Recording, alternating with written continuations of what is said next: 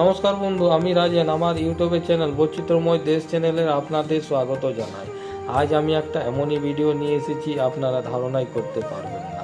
আজ আমি আপনাদের একটা মহামন্ত্র, একটা মহামাদুলি তাবিজ বানাতে শেখাবো। এই মহামন্ত্র, এই মহা তাবিজটি আপনি যে কোনো শনিবার, রবিবার অথবা রবিবার বাদ দিলেও চলে, শনিবার, মঙ্গলবার, যে কোনো অমাবস্যা, পূর্ণিমা এবং গ্রহণকালে করতে পারলে খুবই ভালো হয়। আপনাকে কাজ করার এক নিয়মটা হলো, প্রথমে আপনি সকাল সকাল স্নান করে নেবেন, একটা শুদ্ধ জামা কাপড় পরে 5টা আপনাকে গাছের মূল আপনাকে বাড়িতে আনতে হবে পূজাস্থলে, সেটিকে শুদ্ধ করে পূজা করতে হবে। এই 5টি মূল আনবেন, তারপর কি করতে হবে সেটা আমি ধাপে ধাপে বলছি। আপনারা শুনেছেন মহাভারত কালে অর্জুনের নাম।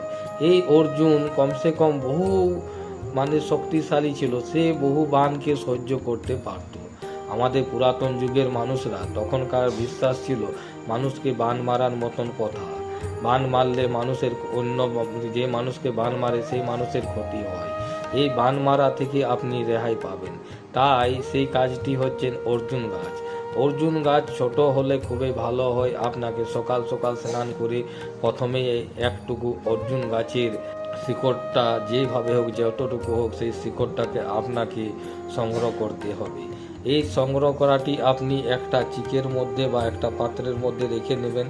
এরপর তো আপনাকে সেকেন্ড যে গাছটি হচ্ছে সেটি হচ্ছে নাগ দেবতার আশীর্বাদের বা শেষ নাগের আশীর্বাদের একটা গাছ, সেটি হচ্ছে শ্বেত আকন্দ। এই শ্বেত আকন্দর শিকড়টা আপনাকে সংগ্রহ করে নিতে হবে। তৃতীয় নম্বর যে শিকড়টি আপনি সংগ্রহ করবেন সেই শিকড়টি হচ্ছে অপরাজিতা গাছের শিকড়। এই গাছের শিকড়টি আপনি সংগ্রহ করে নেবেন। আর সংগ্রহ করার দিন আপনাকে অবশ্যই মঙ্গলবার, শনিবার অথবা অমাবস্যা, পূর্ণিমা, যে কোনো দিন হোক। অমাবস্যা পূর্ণিমাতে যে কোনো দিন হলেও চলবে। অমাবস্যা, পূর্ণিমা এছাড়া গ্রহণকালের সময় আপনি সেগুলিকে সংগ্রহ করবেন। এই 3 নম্বর হয়ে গেলে এবার চলে যায় 4 নম্বর। 4 নম্বরটা হচ্ছে শ্বেত বিড়ালা। আপনারা ভিডিওতে দেখতে পাচ্ছেন এই শ্বেত বিড়ালাটাকেও আপনাকে যে কোনো দিন ক্ষেত্রে, যখন যে কোনো দিনে অমাবস্যা, পূর্ণিমা হোক অথবা গ্রহণের দিন হোক, আর এই ক্ষেত্রে আপনি শনিবার কি মঙ্গলবার দিন হলে খুব ভালো হয়। শনিবার, মঙ্গলবার দিনে আপনাকে এগুলি সংগ্রহ করতে হবে। এখানে আপনার 4টি মূল আপনার সংগ্রহ হয়ে গেল। এবারে আপনাকে 5 নম্বর যে মূলটি সংগ্রহ করতে হবে সেটি হচ্ছে অতি পরিচিত, আমাদের আশেপাশে দেখতে পাওয়া যায়। সেই মূলটি হচ্ছে, এই 5 নম্বরের যে মূলটি হচ্ছে সেটি হচ্ছে চিড়চিড়ি গাছের মূল।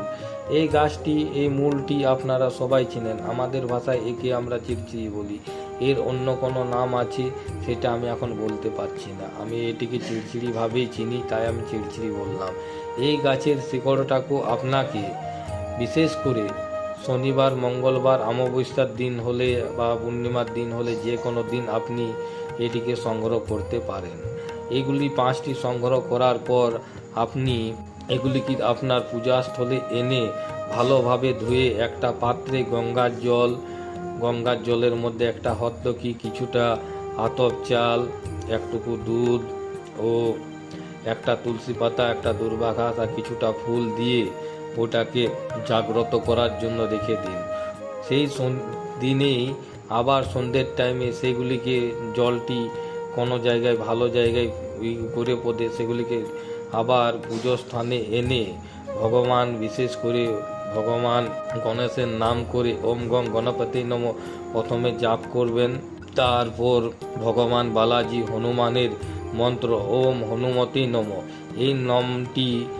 এই মন্ত্রটি আপনি 108 বার জপ করবেন হাতে নিয়ে ওই ফুলগুলি 5টি মূলের মধ্যে।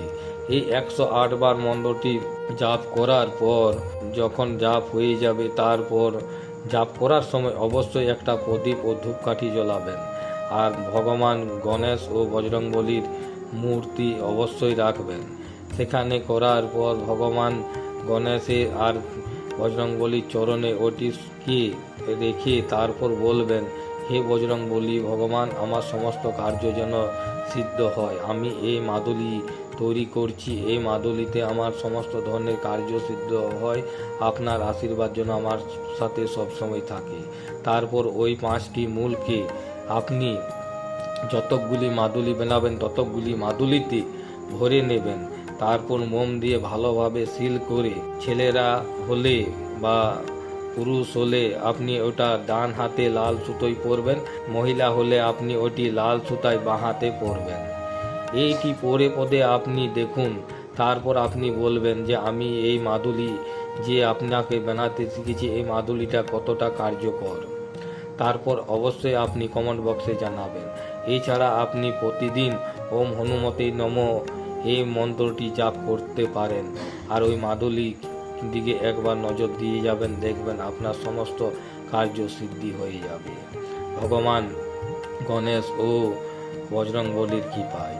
তো বন্ধুরা, আমার ভিডিও আজকে আমি এখানেই শেষ করতেছি। এই ভিডিও যদি আপনাদের ভালো লেগে থাকে আপনারা অবশ্যই কমেন্ট বক্সে জানাবেন।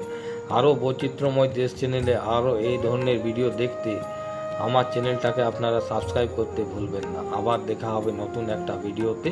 ধন্যবাদ।